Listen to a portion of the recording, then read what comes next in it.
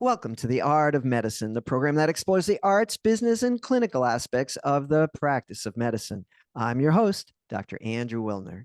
Today, I'm excited to speak with Dr. Robert Wolfe. Dr. Wolfe is the author of the historical narrative, Not a Real Enemy, a Nautilus Book Award winner. Not a Real Enemy is a true to life account of his father's experiences before, during, and after the Nazi occupation of Hungary. I'm exactly halfway through this amazing account, and I think the word I would use is chilling. All I can say is that whatever innocence the world may have had was clearly lost during the Holocaust. I always enjoy speaking to authors, particularly physician authors, and I can't wait to learn how this book came to life. But before we get started, I'd like to thank our sponsor, locumstory.com. Maybe you're curious about locums and how it might fit into your career story. But do you know all the different reasons physicians choose locums and how it works for them? At locumstory.com, you can hear firsthand stories as diverse as physicians themselves. There's not one solution for everyone. The variety of opportunities might surprise you. Locum Story is an unbiased educational resource. It has tools that let you explore trends in your specialty and compare different locums agencies. There's even a simple quiz to see if locums is right for you. Do your own research at locumstory.com. It's easy. And now to my guest. Welcome, Dr. Robert Wolfe. Hi, Dr. Wilner. How are you? Thank you for having me. I much appreciate it.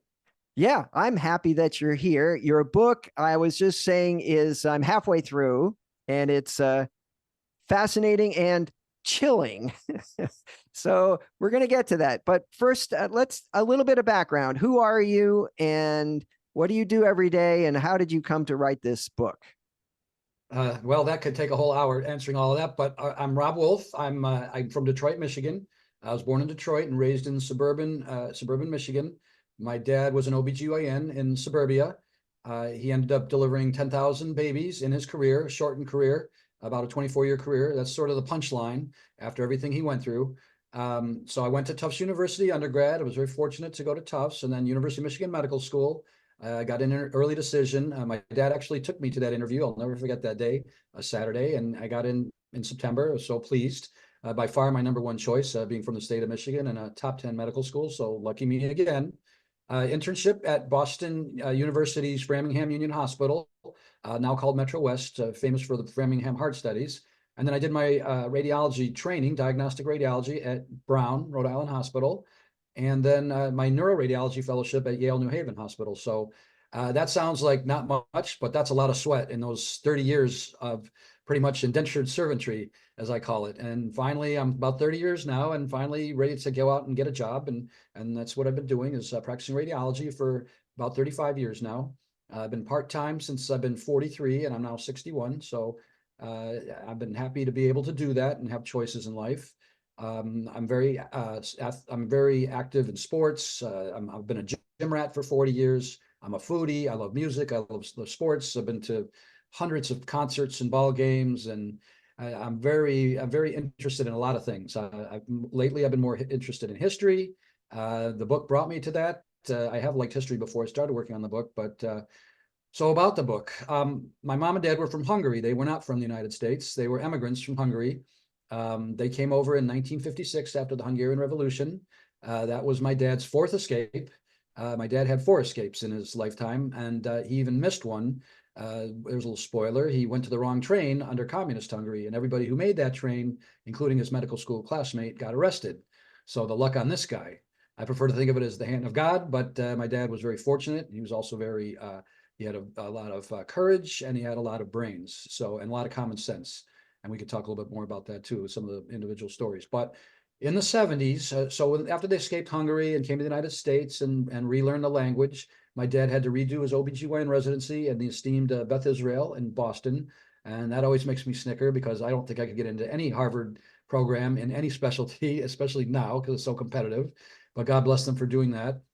And then he finished at about 1960-ish, and I hadn't been born yet, and there were no jobs in the Massachusetts area at the time of his finishing. Finally, he had learned English, and my mom was working research to support him while he did his residency. She was actually a medical student in Hungary, and 13 months before graduating, when they actually escaped in '56, and she never had the opportunity to go back.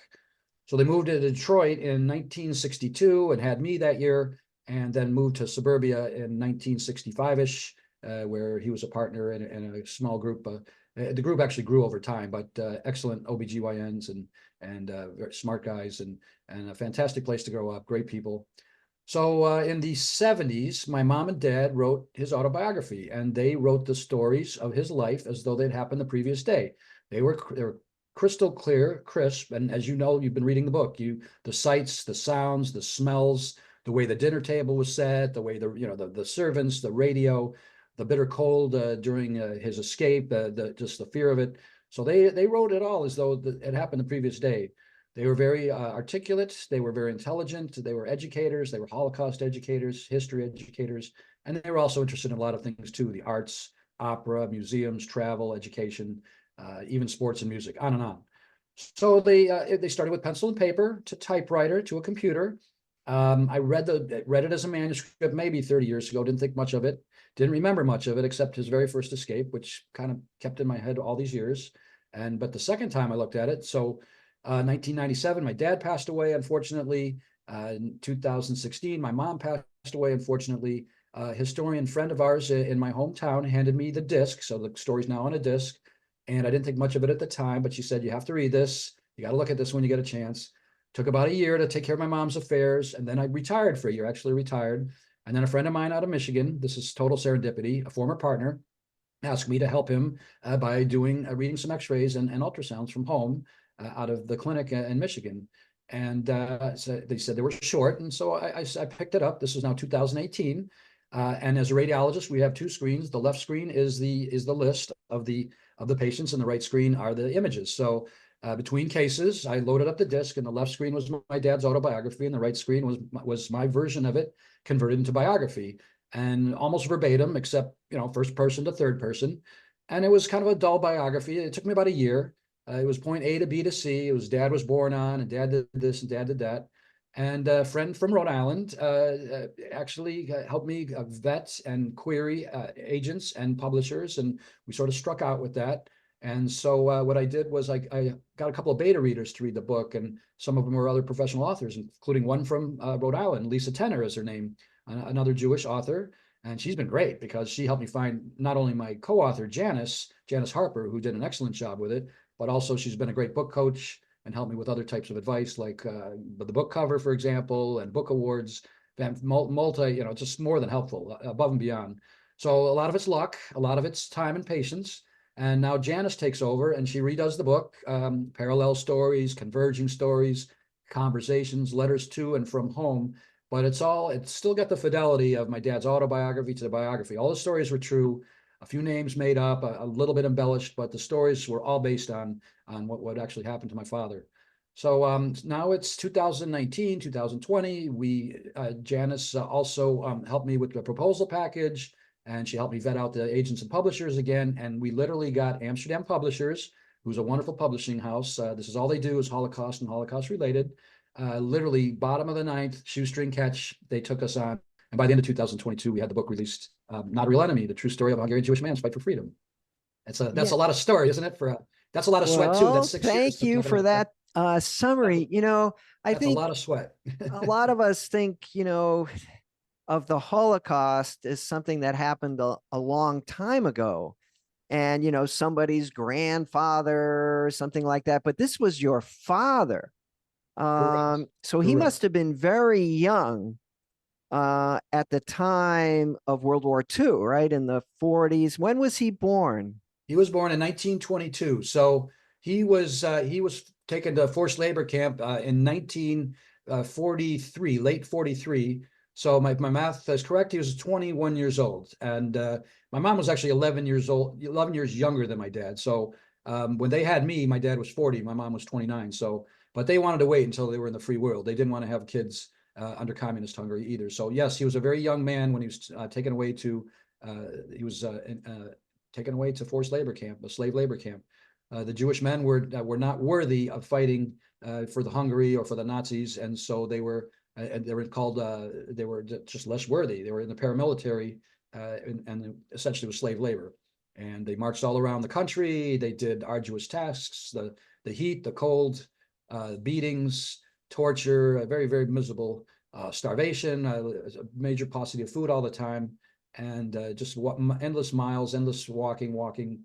My dad was a very weak man when he was younger because he was kind of spoiled as a kid, as you may recall in the early parts of the book, very coddled, but he toughened up pretty well. You remember that his dad gave him beatings, and he wasn't even sure why, but maybe his dad had a little bit of a low self-esteem because being Jewish, sometimes you felt that you were less than, if that kind of makes any sense. So anyway, so he toughened up my dad. He had the integrity of his parents, which we talk about in my book talk, and determination, and just to survive and see his family again. He was an only child of his parents, and I'm an only child of only children too, by the way. So I'm kind of the last one left. And so this book is my legacy back towards my parents, my late parents, and hopefully more than just them. Hopefully the messages in the book resonate further along. But yeah, so my mom was just a kid during World War II. So, and basically she doesn't document much other than they literally ran off the line, snuck off the line when they were walking away from wherever they were supposed to go, and they end up in farm country, her and her mother and grandmother, and spent most of their part of the war under Nazi occupation. There was Nazi occupation in Hungary earlier, but it got real intense as far as deportations, as you know, in 1943 and 1944, as the Germans started to lose the war.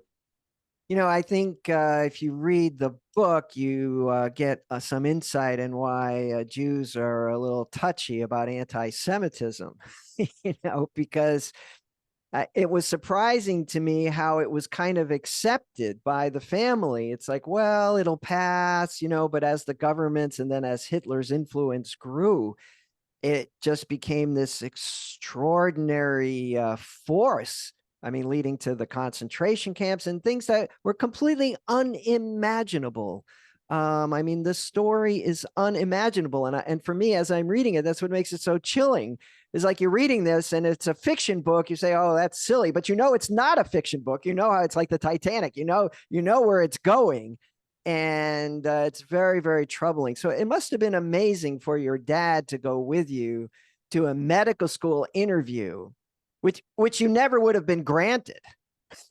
Right? Right. Well, there's a story there. So my dad was able to go to medical school after the war. It took a while. The Jews they didn't know what to do with the Jews. My mom's uncle was a communist, and he did that it was a flip of a coin. He didn't know, he wanted to survive too. My mother's parents were divorced to save the family name, so they end up getting remarried, and those are more additional stories. The stories branch on, but we found some documentation that the communists didn't know what to do with the Jews after the war, so they basically assigned them to factories and farms. But they because of all the deaths and the killing during the war, there was a shortage of doctors in Hungary. So there was a quota of 10% of the medical schools could have Jewish people. So my dad was smart and lucky, and he got back in, and then he moved forward finally. But he had been kicked out of high school for a while for being Jewish. He was kicked off a swim team for being Jewish. And going back even pre-Nazi era, prior to the fascists, after World War I, there was Horthy, there was the Red Terror, there was the White Terror. And the Jewish people thought, no matter who's in charge here, no matter what's going on, you needed a program to keep up with it. Just like the anatomy, as we call it, the geography of the area changed so much. And that affected his parents' decision to where they lived and ultimately their fates, possibly. So they thought anybody who was in charge was going to be their enemy. They didn't feel like they had any friends, especially the government and as you know, the police, later on the Aerocross police, with the story of the Danube and elsewhere, the Hungarian government and police treated the Hungarian Jews worse than the Nazis did in some cases. So so you had this low self-esteem in the background constantly. But my mom and dad fought it off. They really did. I mean, with everything they went through, coming to Michigan, delivering babies, being jovial and jolly, and wanting to meet new people and new friends all over the world. They love to travel. Indian friends, Asian friends, African, and also a lot of Eastern European friends in the Michigan area, Ohio, the great Northeast in the United States, and even down here in Florida, a lot of Eastern European Jews and Eastern European Christians. And believe me, my mom and dad tried to meet every one of them. I mean, that's just how they were. So they love to get everybody's stories. They love to share their stories, and that's exactly what they did.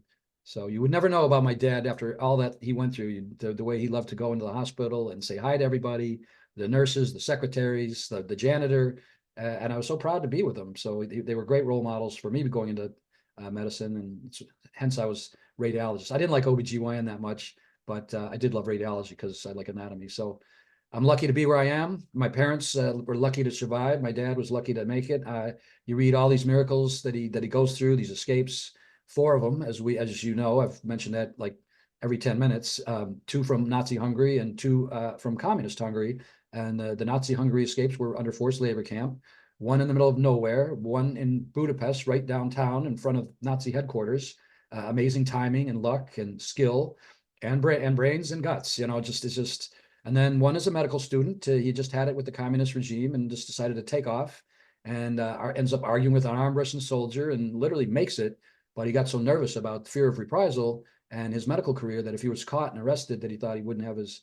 So he was always conflicted until he got to the free world about practicing medicine and living under a Nazi or a communist rule. So finally, with some patience and brains, he finally got both. He got the freedom and the ability to practice medicine. So a lot of great messages that come from that. And it's so inspiring because Americans, we just don't know. We're lucky that we don't have to live like that. We don't have to be running literally without the end of we always talk about the end of the tunnel, the light at the end of the tunnel.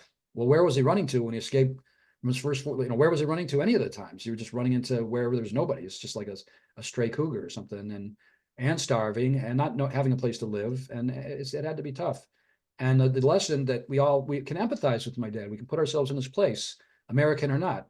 It could be a bad business deal, a bad neighbor, a natural disaster, bad local government, bad federal government or foreign government that changes our lives overnight and finds us on the run in one way or another. And I hope that never happens to us. But when you read this book, it changed me, and it's changed a lot of people, the way we think. That it's okay to wait more than 5 minutes in line at McDonald's, for example, or to sit in traffic for a little bit. It's okay to hug a loved one for an extra couple minutes while you can, because it's a nice thing to have, and don't take these things for granted, any of it. Let me just interject that for those who watch this program, there was another episode about anti-Semitism probably a couple years ago that occurred in Montreal that is very little known, but had to do with a young resident who was excluded because he was Jewish. So even in the free world, there are these events. I will say that as I've been reading your book, I've been waking up happier every day and feeling privileged more so, and more content to wait in line and fill out forms than I usually am. Because you're right, in what seemed to be the blink of an eye, your grandparents who had a normal life and were worked hard, successful. In fact, your grandfather was a dentist, and it was a little unclear to me. Was he also a physician in those days? Well, the lines are blurry. The lines are really blurry. There's a combination of things. I'm going to start from back to forth. My dad was an OB-GYN, but during the Hungarian Revolution in 1956, a 2.5-week war where 3,000 people died, my dad had to double down as a trauma surgeon. So he actually worked 24/7 for about 2.5 weeks, while my mom ran the blood bank while she was a med student. So they were both frontliners in that regard. So going back, yes, our specialties now in the United States and Canada and elsewhere have really, really been divided up because there's so much more to learn, and there's so much specific. But yeah, I remember ophthalmology and ear, nose, and throat used to be kind of combined. And I imagine neurology and psychology, or neurology and neurosurgery. And in my case, I'm a neuroradiologist. So you and I have like if we worked in the same hospital, I would be seeing you probably 2-3 days a week with consults and going over MRIs and CTs and et cetera, et cetera. So back then, yeah, the lines were more blurred. So he may have been a physician, but dentistry is what he practiced. He was a captain on a ship during World War I on the Black Sea. It was a Red Cross ship. So, and he gave to society. My dad's father was a dentist. He was poor. It was hard. He was fortunate enough to meet a cousin that helped him finance a good practice. He gave a lot of freebies away to my dad's high school friends or friends and colleagues that didn't have the money. He did it later when my dad was in forced labor camp, in part for selfish reasons, that he could get my dad some food and some and trinkets and whatever else he could, any kind of communication he could get to my father. And he wasn't the only one. But even before the war, my dad's father would give freebies out and made a good living. And my mom was generous. They had a servant, but they were generous with the less fortunate. They gave food away and they had parties, and not necessarily ultra sociable people, but they gave to the community. They didn't deserve to get hauled off to Auschwitz, and neither does anybody, truthfully. But neither does anybody. I mean, that's the thing. The bottom line of all of this, and I got out of jury duty once just talking about this, that in the end somebody died. You know, it was a murder case, and I said, this is the book I wrote, and there's malfeasance and starvation and torture and persecution and imprisonment and incarceration and on and on and on. Why would you want me on this jury? It's whether this guy did it or not, there's still a dead man that we're talking about here. So, and we're not just talking about 6 million Jews, we're talking about 50 million people that died in World War II. So, and never mind communist Hungary, people that were malcontents, people that complained about the government, people that were out of line. So it just goes on. And the other lesson is, it's so sad that even today, with what happened October 7th and how that's made my slippery slope go from like this to fighting anti-Semitism, it's sad how mankind finds more and more ways to torture each other and to punish each other and murder and steal and whatever. You know, it's sad that we don't learn from history, that we can't just become, you know, that we can't be combined as a unified people. It's going to get us in trouble someday. That day's coming, but I'm not crazy about all these protests now. A lot of us people that are ignorant about history. Some people have been fervently educated in their own religion, whether jihadists. I mean, those are an exception, thank God. But hopefully that's not growing too quickly. But it scares me seeing kids in colleges, for example, where I want the book to be taught, for example, seeing these people protest. They're denying the Holocaust. They're denying 911. Some of them weren't even born in 911. I love to remind people 911 was American targets, not Jewish targets, not Christian, not Muslim targets. It was a lot of people died on those attacks. I'm sorry, let me interrupt, because there's one thing I always ask all my authors, and that's, what was the trigger? Because writing a book, even though a lot of it was already done, it's still a big deal and a big commitment. What was the trigger you said, okay, I'm going to write this and I'm going to publish it? How did that happen? It's just self-motivating. When I plugged in the disc and I started reading the stories, I said, oh my God, this cannot be a story that's left in my computer, in my office. Cannot be lost. lost. Needs to be shared. It can't be correct. And, people call this corny, maybe not, but the disc kind of called out to me like Superman's kryptonite. When I started working, my friend, it just kind of worked in itself into place. And it was self-motivating. I mean, it was heartwarming. And I literally was doing 1 or 2 pages, maybe a day or a week, to accelerating to 5, 10, 15 pages a week, maybe more, because I was getting more and more into it. And then I moved down here to Florida in 2019. I just beat the COVID, but so I had to hustle up to wrap up my computer system and everything. So this is just the first version, and got that done before I moved down here in 2019. But so that helped it accelerate it. But the interest just kind of grew and grew and grew.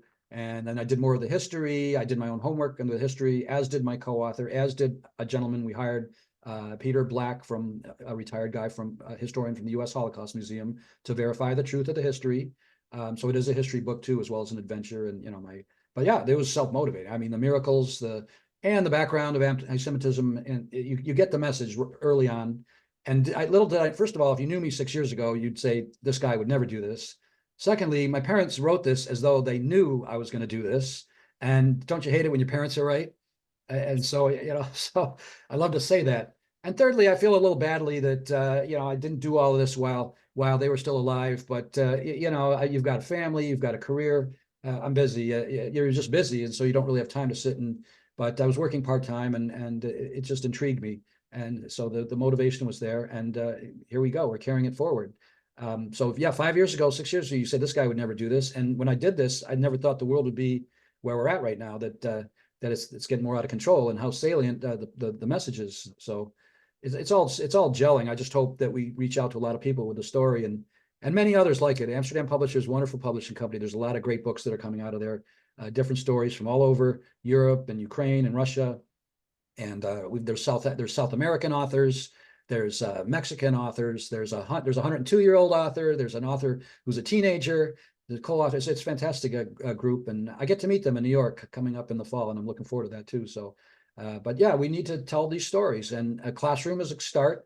Prisons, I suppose, especially people that do hate crimes, people that are busted for doing hate crimes, hate speeches. If they're arrested, if it's illegal, then they should be made to read some of these, to read these books and watch these documentaries and learn about hate and how horrible it is. And because you could be on the other end of the gun too, no matter what your religion, what your race.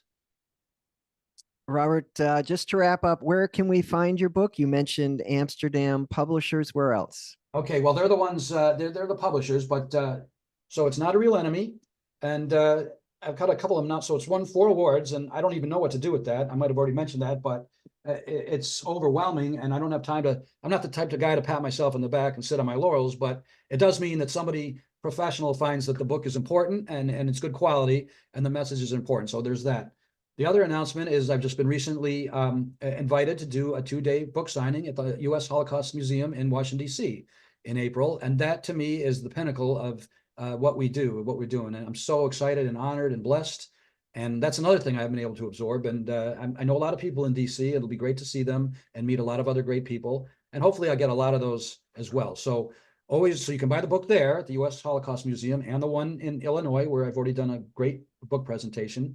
Amazon, it's available hardback, paperback, or Kindle. If you've got the Kindle Unlimited, it would be free. If you don't, or I think Amazon Prime, I don't know if there's a discount. I'm not sure about that.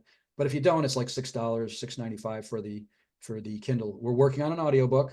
Hopefully that's out in a few months. That's a lot of work too.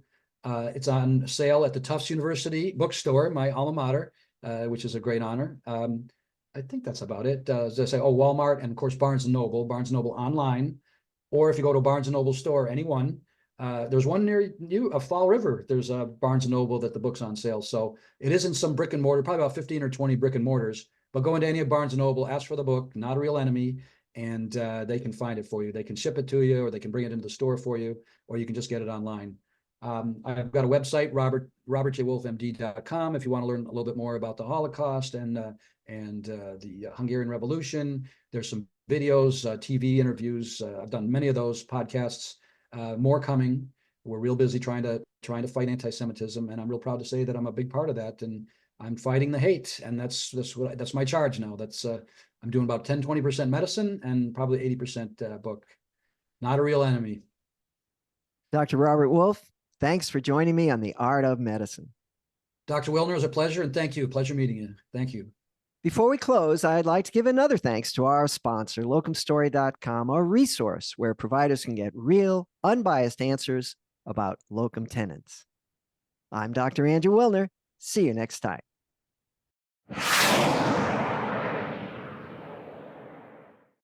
This program is hosted, edited, and produced by Andrew Wilner, MD, FACP, FAAN. Guests receive no financial compensation for their appearance on The Art of Medicine. Andrew Wilner, MD, is Associate Professor of Neurology at the University of Tennessee Health Science Center, Memphis, Tennessee. Views, thoughts, and opinions expressed on this program belong solely to Dr. Wilner and his guests, and not necessarily to their employers, organizations, or other group or individual.